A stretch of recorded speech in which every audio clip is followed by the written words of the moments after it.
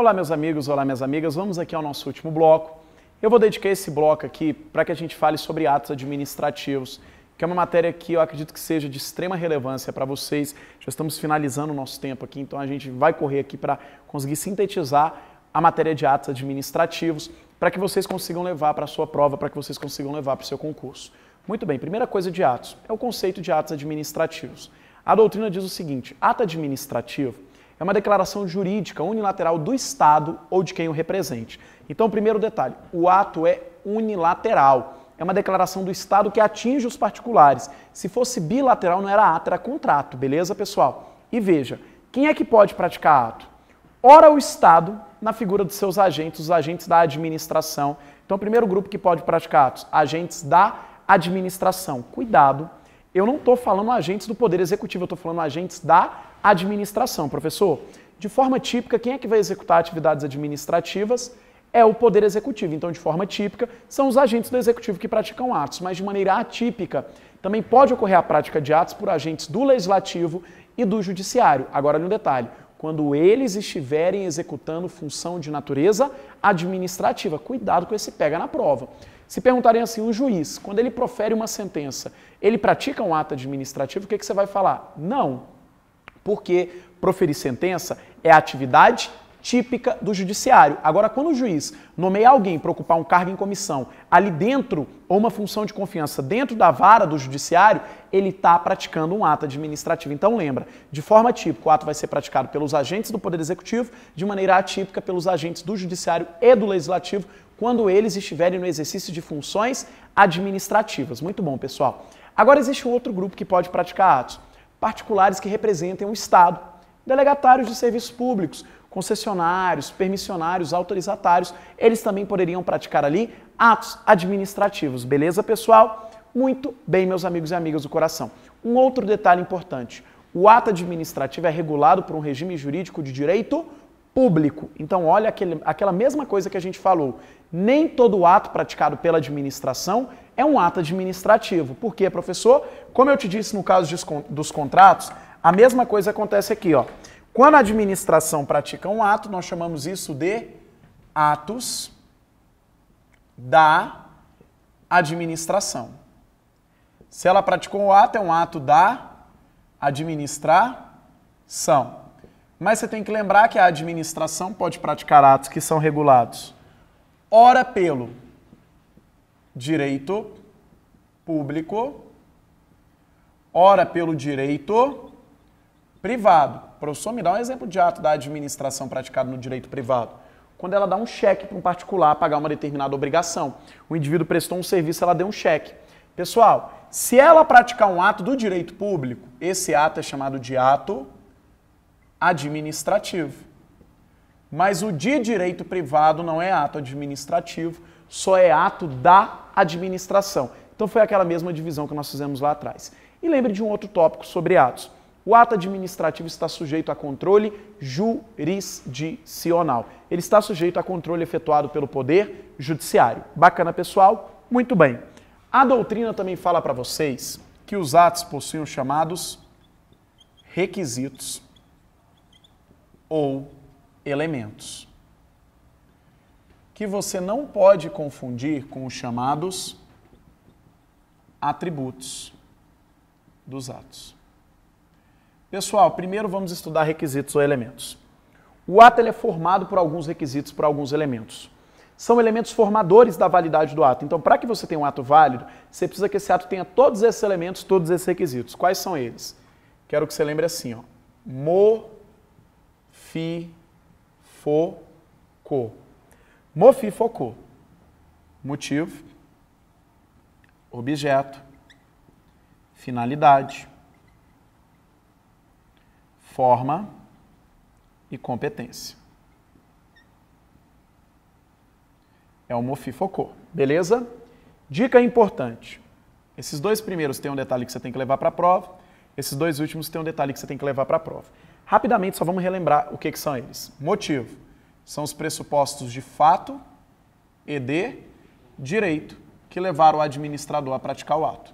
Então, motivo é fato e direito. Professor, o que é o objeto? A doutrina diz que o objeto é o conteúdo do ato. é aquilo que o ato dispõe, beleza? Professor, o que é finalidade? É o resultado que a administração busca alcançar na prática do ato. Você tem que lembrar que todo ato, em sentido amplo, busca alcançar o interesse público. Professor, o que é a forma? É o elemento caracterizador do ato. A forma demonstra como o ato será exteriorizado no mundo jurídico. E o que é a competência? É o legítimo poder atribuído pela norma para a prática do ato. Legítimo poder atribuído pela norma para a prática do ato. Beleza até aqui? Eu quero que vocês lembrem de alguns detalhes. Quais são os detalhes? Primeiro detalhe. Eu coloquei uma setinha no motivo e no objeto. Eu quero que vocês lembrem que motivo e objeto nem sempre serão vinculados. Ou seja, se o ato for vinculado, se você só tiver apenas uma única opção de atuação, que é isso que é o ato vinculado, motivo e objeto e os demais requisitos serão vinculados. Agora, se ele falar na tua prova que é um ato discricionário, que você tem mais de uma opção para atuar, você tem que lembrar o seguinte: finalidade, forma e competência serão vinculados. Agora, motivo e objeto, no ato discricionário, eles também vão ser o quê, pessoal? Discricionários. E, professor, o que tem na forma e na competência? Esses aqui podem sofrer convalidação. O que é convalidação? É correção. Eles podem ser convalidados, desde que a forma não seja essencial e não cause prejuízo a terceiros e a competência não seja exclusiva. Beleza, pessoal? Tranquilo? Muito bem. Agora, atributos. Atributos são características que os atos administrativos possuem, beleza, pessoal? São determinadas características que os atos possuem e que diferenciam esses atos dos atos praticados por particulares. Eu só fui corrigir aqui o acento que eu tinha esquecido. Quais são os atributos que a doutrina tradicional coloca? Ela colocava 3. É o pai. Hoje a doutrina moderna inclui mais 2. É o pai e T. Quais são eles? Presunção de legitimidade. Professor, presume-se que o ato administrativo foi praticado de acordo com a lei, até que se prove o contrário. Então, todo ato administrativo tem essa presunção? Sim. É a presunção que o ato administrativo, quando é praticado, ele é feito de acordo com a lei. Cuidado com o detalhe, essa não é uma presunção absoluta, é uma presunção relativa, que nós chamamos de presunção iuris tantum. Por que ela é relativa, professor? Porque ela admite prova em sentido contrário. Segundo atributo, autoexecutoriedade. O que é autoexecutoriedade? É a prerrogativa que tem a administração de executar diretamente a maioria dos seus atos, sem necessitar da intervenção ou autorização do Poder Judiciário. Professor, todo ato tem autoexecutoriedade? Não. Existem atos que não gozam de autoexecutoriedade. A exemplo que o professor Celso coloca na obra dele, a multa. É melhor explicando. Pensa comigo, a cobrança de multa, quando o pagamento é resistido pelo particular, ela tem autoexecutoriedade, pessoal? Pode o Estado cobrar diretamente quando você se recusa a pagar? Exemplo, você foi multado pelo Detran, se recusou a pagar, pode o Detran ir lá na tua conta e tirar esse valor? Não. Então a cobrança, quando o pagamento é resistido pelo particular, não tem autoexecutoriedade. O I quer dizer a imperatividade. Professor, o que é imperatividade? É a prerrogativa que tem a administração, prerrogativa é essa que surge do chamado poder extroverso, de fazer com que o ato seja cumprido. Presta atenção no detalhe. É a prerrogativa que possui a administração de impor o ato ao particular e coagir o seu cumprimento, ainda que de maneira contrária à vontade do destinatário. Pessoal, então os atos gozam disso. Pensa comigo, o agente do Detran determinando que separe o carro na blitz, o fiscal da vigilância sanitária apreendendo, interditando um determinado estabelecimento, os atos têm o quê? Imperatividade. Bacana, pessoal? Agora, professor, todo ato tem imperatividade? Não. Os atos negociais e os atos enunciativos não gozam dessa imperatividade. E por fim, e depois a chamada tipicidade, atributo que a professora de Pietro incluiu. O que é a tipicidade? A tipicidade representa a exata adequação do ato àquilo que está previsto na lei. Então você tem que pensar o seguinte, a administração só pode praticar um ato administrativo se esse ato corresponder exatamente à figura legal que determina ou autoriza a sua prática. é a exata adequação do ato à previsão legal. Bacana? Dica importante. Ato administrativo não pode criar direitos e obrigações. Quem cria direitos e obrigações, segundo o atributo da tipicidade, é a lei. O ato não cria direitos e obrigações, o ato cumpre direitos e obrigações que foram estabelecidos pela lei. Professor, a tipicidade está presente em todos os atos? Sim. E, por fim, o atributo da exigibilidade. Você tem que entender o seguinte na exigibilidade. O professor Celso Antônio Bandeira de Mello, na obra dele, ele não utiliza esse termo autoexecutoriedade, ele fala de executoriedade, que seria a mesma coisa que isso daqui, e ele cria um outro chamado de exigibilidade, que é o nosso último atributo. Professor, o que é executoriedade? Lembra lá o que é autoexecutoriedade? É a prerrogativa que tem a administração de executar diretamente o ato, sem depender de autorização ou intervenção judicial. Pessoal, na executoriedade, a administração tem meios diretos para executar o ato. Por exemplo, o agente da vigilância sanitária tem meios diretos para interditar o estabelecimento. O agente do Detran tem meios diretos para apreender o teu veículo quando você não pagou o documento de porte, quando você não pagou os impostos e as multas e você está atrasado. Então ele tem meios diretos para fazer isso. Agora entenda, existem momentos que a administração não tem meios diretos. Então ela se utiliza de meios o que, pessoal? Indiretos. Isso daqui é a exigibilidade. Como assim, professor? Pessoal, é a prerrogativa que tem a administração de exigir o cumprimento do ato pela adoção de meios indiretos, independente de intervenção judiciária. Pensa, você está dirigindo sem cinto. Você é parado na blitz. Na hora que o agente te para, ele olha para você e fala assim, cadê o cinto? E você, ó, tá aqui em cima, não é? O cinto tá lá, mas você não quer colocar. Eu pergunto, ele tem meios diretos para fazer com que você coloque o cinto? Não, ele não pode ir lá e clicar o cinto para você e falar assim, tu vai usar isso agora. Ele não pode fazer isso. Meus amigos e amigas, mas ele possui meios indiretos para fazer isso. Você não vai usar o cinto? Não vou. Então eu estou te notificando, você está sendo notificado. Pessoal, a multa, ela na verdade não funciona como um meio direto, mas sim como um meio indireto. Porque pensa, eu só sou multado porque eu descumpri uma obrigação originária, uma obrigação principal. Então a multa está sendo aplicada como meio para me levar a cumprir aquela obrigação principal. Perfeito até aqui? Isso é exigibilidade. É a mesma coisa que está no CTB.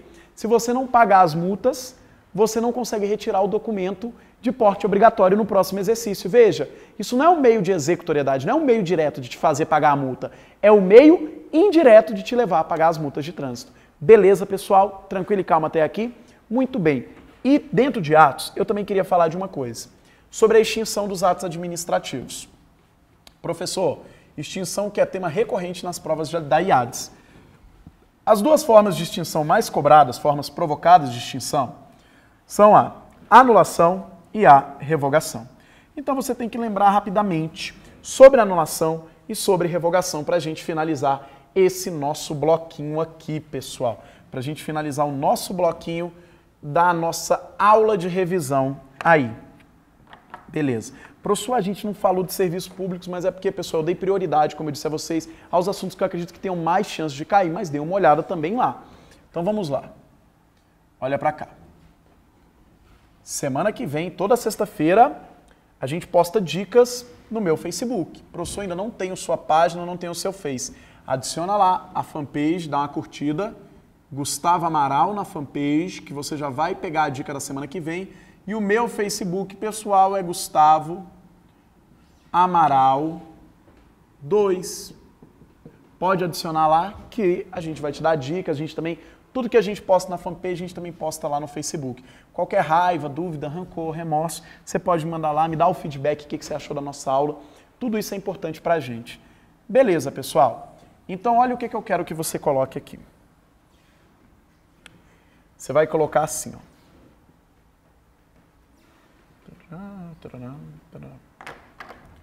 Desse lado, revogação. E desse lado, anulação. Formas de extinção dos atos. Quanto tempo a gente ainda tem, Johnny? Então tá bom, então tá beleza. Vamos lá, pessoal. O que eu quero que vocês lembrem? Motivo. Quem faz. Efeitos. total ou parcial e atos. Professor, então vamos lá. Primeiro tópico, revogação. Qual é o motivo da revogação? Vocês estudaram que a revogação é feita por inconveniência ou inoportunidade. Pessoal, praticamos um ato que era legal, mas esse ato legal se tornou um ato inconveniente ou inoportuno. Olha o exemplo. Demos um ato de autorização para que um circo fosse aberto em um determinado local em Brasília. Autorizamos o circo a funcionar até julho de 2014. Só que teve um problema. Em abril, no aniversário de Brasília, nós precisamos fazer a festa de aniversário de Brasília. E o circo está lá na esplanada, no local que a festa será realizada. Veja, lá em janeiro, quando a gente deu a autorização para o circo, em janeiro a autorização era legal, conveniente e oportuna.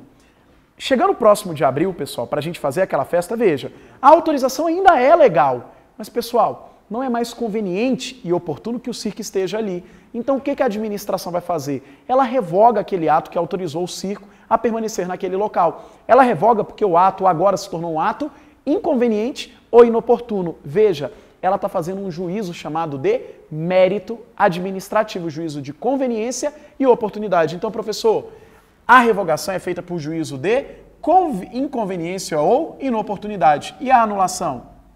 Ilegalidade. O ato praticado foi um ato ilegal e a administração ou o Poder Judiciário vão lá e anulam esse ato. Quem faz revogação? Revogação é ato privativo da administração pública. Então, quando você pensar em revogação, você tem que pensar assim, a própria administração que praticou o ato é que vai revogá-lo. Observe, eu estou te falando que é a própria administração que praticou o ato. Em regra, quem pratica atos é o Poder Executivo. Então, em regra, quem vai revogar é o Poder Executivo. Mas, professor, excepcionalmente, Legislativo e Judiciário podem praticar atos? Podem.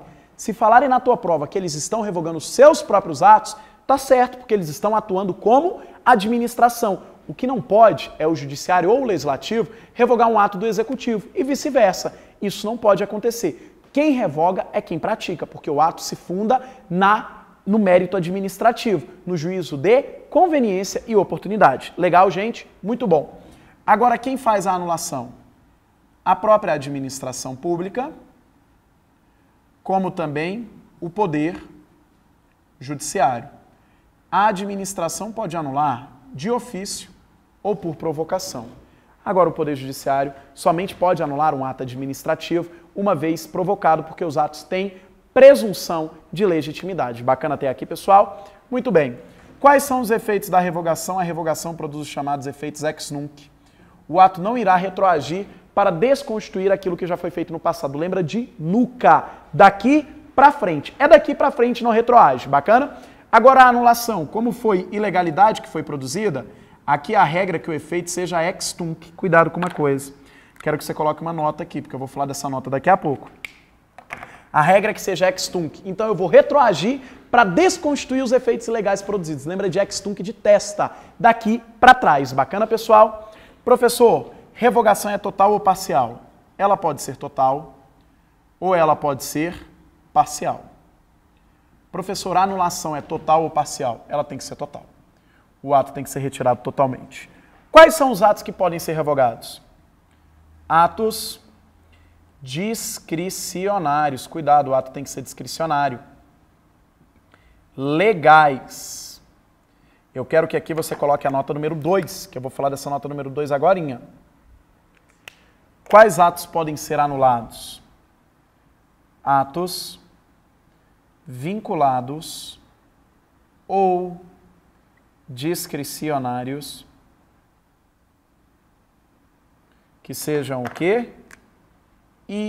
Ilegais. Aqui eu quero que você coloque a nota número 3. Tem que ser ilegal. Professor, por que aqui tinha que ser na revogação um ato discricionário? Pessoal, só no ato discricionário que eu consigo fazer juízo de conveniência e oportunidade. Se o ato é vinculado, não tem como a gente fazer juízo de conveniência e oportunidade, logo não tem como revogar. Bacana, gente? Muito bem. Nota número 1 está em efeitos ex tunc. Em regra, a anulação irá retroagir para desconstituir os efeitos ilegais produzidos pelo ato. Agora, cuidado. Existem situações nas quais o ato não pode retroagir. Então, olha o que eu estou te falando. excepcionalmente não irá retroagir. Então, nesse caso, não é ex tunc, é ex nunc. Bacana, pessoal? Excepcionalmente não irá retroagir para, primeiro, possibilitar o enriquecimento ilícito. O ato não vai retroagir na anulação para possibilitar o enriquecimento ilícito. Segundo, para afetar os efeitos produzidos aos terceiros de boa fé. Então, olha lá, você falou na tua prova que o ato irá retroagir e desconstituir todo e qualquer efeito, inclusive aos terceiros de boa fé, você vai falar que está errado. O ato não retroage para atingir os efeitos produzidos aos terceiros de boa fé. Beleza? Agora, cuidado. Eu estou te falando efeitos produzidos aos terceiros de boa fé. Não há direito na anulação. Se falarem na tua prova que o ato não pode retroagir para afetar os direitos, você vai colocar errado. Por quê? Ele não pode retroagir para afetar efeitos. Não há direito na anulação porque a anulação não é sobre um ato ilegal, pessoal? Não há direito de ato ilegal. Direito só pode surgir de ato que seja legal. Perfeito até aqui, meus amigos e amigas do coração? Muito bem, pessoal, muito bem. Então, olha lá. O ato não irá retroagir para possibilitar o enriquecimento ilícito, nem para afetar os efeitos produzidos aos terceiros de boa fé. Muito bom. Nota número 2. Existem atos que não podem ser revogados. Se eles perguntarem para vocês, existem limites para a revogação, o que vocês vão falar? Existem. Quais são os atos que não podem ser revogados? Olha o macete para você levar para a prova. Você pode dar o C. Olha lá. Você pode dar o C, beleza? Quais são eles? O V é de vinculados. Não posso revogar ato vinculado porque nele não há juízo de conveniência e oportunidade. O C são os atos consumados. Se o ato já produziu todos os seus efeitos, ele não pode ser revogado. Ato consumado é aquele que já produziu todos os seus efeitos. O PO são os atos que integram um procedimento administrativo. Se o ato integra um procedimento administrativo e você já passou da fase do procedimento, você não pode revogar a fase anterior. Ocorre a chamada preclusão administrativa. O D são de atos declaratórios. Por exemplo, uma certidão de nascimento é um ato declaratório. Não tem conteúdo para ser revogado nesses atos, pessoal. Por isso que você não pode revogar. O I é de atos ilegais. Você não pode revogar um ato ilegal, porque você deve anular esse ato e não revogar. O DA são os atos que geraram direito adquirido. Cuidado com esse aqui, porque existe uma divergência. Eu quero que você leve a regra. A regra é que ato que gerou direito adquirido não pode ser revogado. Mas a professora de Pietro, ela divide esses atos e fala assim, ó, se for um ato individual, lembra o que é ato individual? Aquele que atinge um número determinado de destinatários. Ela fala assim, ó, se for um ato individual que gerou direito adquirido, ele não pode ser revogado. Agora ela fala assim, se for um ato geral, o que é ato geral? É aquele que atinge um número indeterminado de destinatários, por exemplo, um decreto.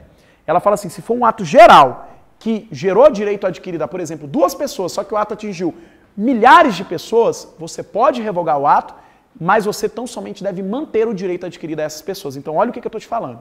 A regra geral para a tua prova é que você não pode revogar ato que gerou direito adquirido. Agora, se porventura ele falar que o ato foi revogado e ele gerou direitos adquiridos, você vai pensar assim, ó, ele está levando a interpretação da de Pietro. E aí, se ele falar que gerou direitos adquiridos, você vai falar assim na tua prova, eu tenho que fazer manutenção dos direitos adquiridos. Bacana? Regra geral, lembra que o ato que gerou direito adquirido não pode ser revogado. Bacana, pessoal? E por fim, o ato complexo.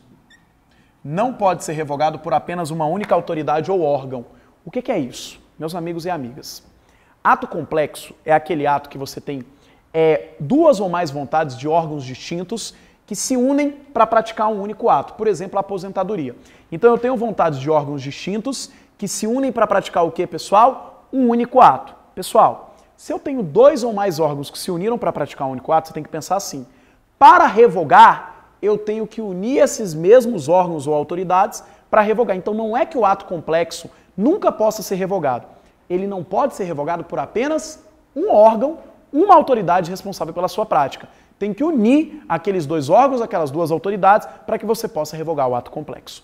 Beleza, pessoal? Finalizamos aqui nossa revisão. Desculpa aí a gente não ter falado de todos os tópicos, ter abordado cada um. Minha vontade era ficar aqui com vocês pelo menos umas 10 horas falando de tudo.